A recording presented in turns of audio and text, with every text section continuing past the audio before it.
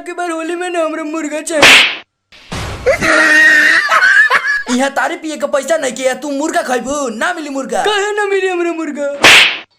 मुर्गा खाइबे ते तोर कैसे ही बस गेल मुर्गा खाए के? हमरा तारी पिए का पैसा नहीं के दूगो, तू मुर्गा खाए त मार के मुंह लाल कर देम।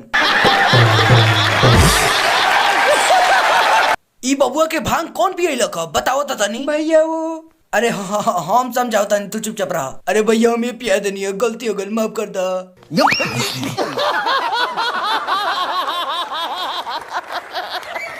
रे ते ध्यान से सुन, हम ही कहे के चाहता नहीं कि होली में ओके बार दारू पियल जाए, ठीक बा? और साथ में मुर्गो खाइल जाए ना हो। अब दारू ना पियल जाए हमरा से। oh, no.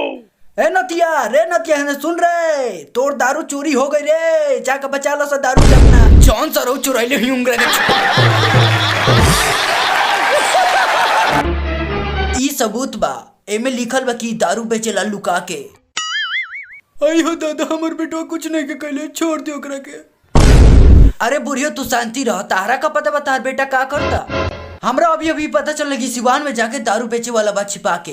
अब रौरे बताएं, ई सरवा तो पूरा लड़का सन के बिगाड़ दी, दारू पियावत पियावत। एकरा के तो यहाँ से भगावले जरूरी बा।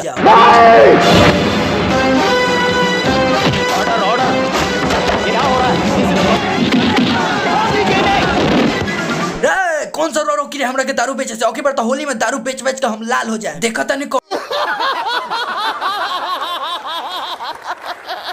तो है गाइस, तो कैसा लगा आज का वीडियो? अच्छा लगा तो इस वीडियो को लाइक करें, साथ में चैनल को सब्सक्राइब करें। अगर आप ऐसे ही वीडियो देखना चाहते हैं तो बेल आइकन को ऑल पे सिलेक्ट करें और इस वीडियो को पूरा शेयर करें। तो चलिए दोस्तों, मिलते हैं अगले वीडियो में। इतने के लिए जय हिंद।